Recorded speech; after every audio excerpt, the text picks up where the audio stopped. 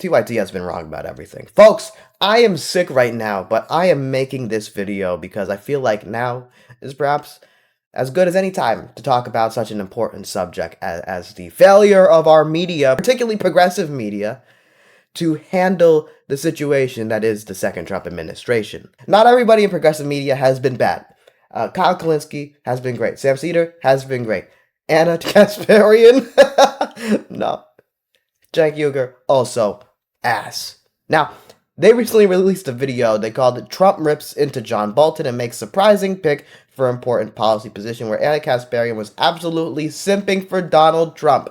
Now, it's not just this video where they're wrong. It's also about war and peace. It's also about labor. It's also about Elon. It's literally everything. So I prepared an outline a few weeks ago for this video, but my goodness, Donald Trump just announced that he's going to annex Gaza.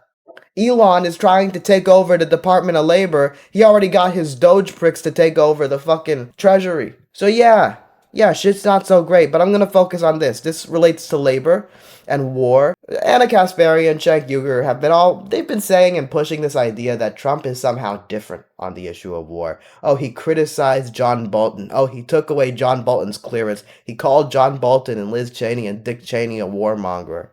I don't give a fuck. I don't care.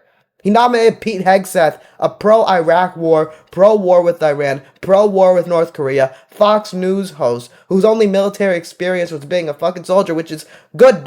Thank you for defending our country. It's a shame you want your fucking fellow soldiers to die.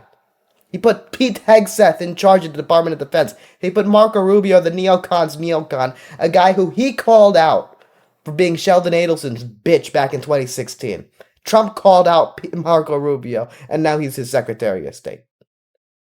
He personally increased drone strikes 432%. He gave Israel everything they wanted because he also took that Adelson money.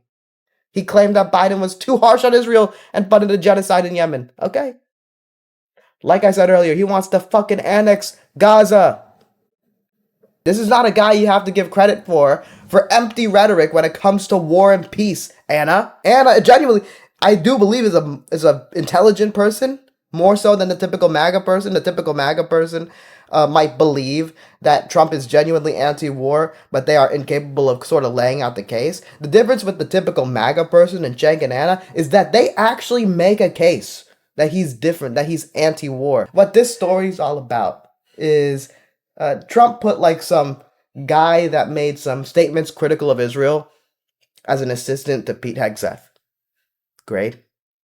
Cool. Again, now it's been a few weeks and we see Trump wants to fucking annex Gaza. And he's talking about, well, maybe the Palestinians will go to Egypt or Jordan. It's fucking ethnic cleansing.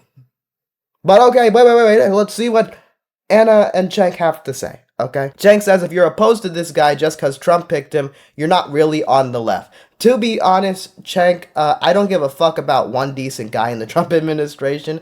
As Cenk points out in this video, a lot of warmongers, like I was saying, is literally overseeing this guy. They're his boss. And of course, Trump is the boss of the other warmongers, and Trump himself has a record of warmongering. Drone strikes 432%, funded the genocide in Yemen, is talking about invading all our neighbors, Canada, Greenland, Mexico, Panama. That's who's actually in charge, and Cenk knows that. Cenk asks, is he going to side with the neocons or one guy? Well, Cenk, as you always say, of course, the neocons, of course. He puts neocons in position A, position B, position C, under position B. Well, why not put one anti-war voice? Maybe that'll make the base happy. And now we know, it doesn't matter how critical of Israel this prick was, because he's fucking giving Israel every single thing they want. No U.S. soldier should die for Netanyahu. Again, not a dove. Cenk keeps pretending that MAGA is anti-war. He keeps saying that they'll break with him on the issue of war. He's been threatening war with Greenland, Denmark, Canada, Mexico, Panama. All my streams are talking to MAGA, doing call-in debates. And let me tell you this, they don't give a fuck about war. Okay? They're not challenging him. They're supporting him. They absolutely love it. They're eating it up. I haven't seen a single Trump supporter call into my show or even chat that's saying all these moves are too far. I voted for the peace candidate. Now, they still claim he's the peace candidate, right? They'll still claim it because they sort of love the rhetoric of being the peace candidate. But I saw a chatter actually perfectly summarize this situation. He said, we're anti-intervening in foreign wars, because he wants to have that little Tulsi woke, rhetoric of we're anti-intervention, foreign intervention. But then the same motherfucker in the same sentence says, but we're for conquest. Anti-war, for conquest. Normal shit. You say they're anti-war, Jake. How did they respond whenever I bring up Bernie and Mike Lee, a Republican and a progressive, their bill to stop sending weapons to Saudi Arabia? How do they fucking respond? They dismiss it completely. They either say they don't know about it, and then when you give them the information, they say it was justified. You bring up the fact that Jared Kushner took $2 billion from Saudi Arabia, and they'll say, oh, well, what about Hunter? You say, Hunter's also corrupt.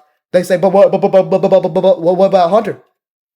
They're like fucking machines. Anna continues to make the case about how amazing this guy is, and Cenk even claims, can you see any Democrat doing this? Kamala Harris would never. Yes, I can see Democrats putting in some different voices besides the hawk. I mean, one of the reasons I voted for Kamala Harris was there was reporting from the inside that apparently she wanted to fire the war hawks from the Biden administration. So yeah, I could potentially see Kamala Harris doing this. Why is it impossible to see a Democrat do a good thing in the perspective of Cenk and Anna? I don't know. It seems like they're more anti-Democrat than actually anti-conservatism, anti-warmongering, anti-Trump. I think they need to sort of shift their priorities a little bit. Donald Trump designated the cartels a terrorist group. This is the same trick from the 2000s, the war on terror. Call a group a terrorist group, and suddenly you can bomb any point in the world. You can bomb Mexico because you're not bombing the country of Mexico, you're bombing the terrorist group, so we don't actually have to make a formal declaration of war, and we get away with it because we're the global superpower. That's Donald Trump. Cenk continues to pretend that there's a sizable anti-war portion in the MAGA base, even saying that Trump wouldn't put the domino guy or whatever his name is, the so-called peaceful guy, unless he thinks that it would be serving the base. But yes, Cenk, you got it. He's literally just throwing a bone to the base, and you and Anna are stuffing it in your fucking mouth like dogs. This is specifically to push the narrative that Trump is anti-war without actually doing the anti-war policies. And you, being in so-called progressive media, the home of progressives turned the poly market studio, you're falling for it. You're pushing it. You are state media. You're Trump media. You're MAGA.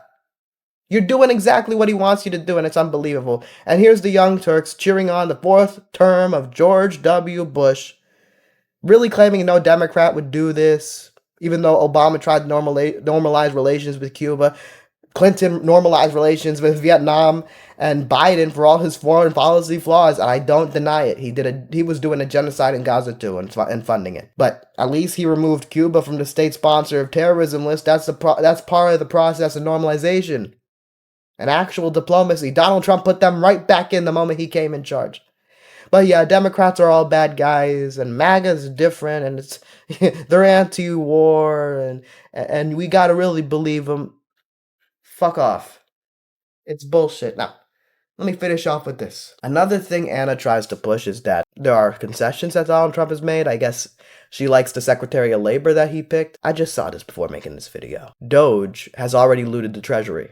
Or they already took the information. They already have access to the information. They forced themselves in, these fucking Gen Zers that work for Elon Musk. Now, it's not a problem that they're Gen Zers. It's a problem that they're fucking working with Elon Musk. And now, they're trying to force the door down, open in the fucking Department of Labor. Donald Trump already fired a member of the National Labor Relations Board. Some people say unconstitutionally. Some people say it's a violation of the law. But because he did that, they can't get shit done. They can't handle any case. They can't do anything. They can't enforce any labor law. And now Elon Musk wants to take control of the Department of Labor. A guy who has a history of labor law violations. Anna, it doesn't matter if this son of a bitch Donald Trump throws you a bone and be like, hey, look, I mean, it looks like the Teamsters made an extra gamble and you got a pro-union Secretary of Labor. I'm sorry, but the secretaries alone can't do things when the entire fucking administration is opposed to them. She ain't the Secretary of Labor. She ain't in charge here. Elon's in charge here. And Elon's trying to put his boys in charge of the Department of Labor. Donald Trump already fucked over the National Labor Relations Board, and they can't help the workers. So stop pretending like you care about the working class. Stop pretending like you care about the issues of war and peace. I don't know what's in your heart. I don't know what motivates you, but clearly it ain't the right fucking fight. Because you want to you want to bitch more about fucking LA Democrats than the President of the United States and his billionaire friend, the richest man in the world, an oligarch, destroying every single institution in this government while he's also gonna fucking annex Gaza. But oh, believe me, he's the anti-war candidate. You guys make me sick. You guys disgust me. Genuinely. Genuinely. Get fucking better or leave the Young Turks, because the Young Turks is an amazing product that, yes, you guys were formative in making, but you've gone beyond it. So maybe it's time for you to leave. Anna was saying she doesn't know she belongs here. Yeah, you don't. Everybody looks at you and they're looking at you like a crazy son of a bitch. Same with Cenk. Anna was having a meltdown the other night, going after everybody. Emma Vigeland, Sam Seder, Hassan. And she's losing it. And it seems genuine. I don't think she's faking it. But you want to be happier, go on Fox News. Go to the Daily Wire. Give the Young Turks back to the home of the progressives, bro. Get the poly market shit out of there. Get some more ethical sponsorships. It's not an anti-sponsorship thing. You can get sponsorships, in my view, just not the crypto gambling website. Just don't try to scam your fucking viewers, dog. Liberals are mad, guys. This is a moment of class consciousness. People are waking up, and you guys are not living up to the moment, okay? Support independent media. Support this show. Fuck the Young Turks. Genuinely.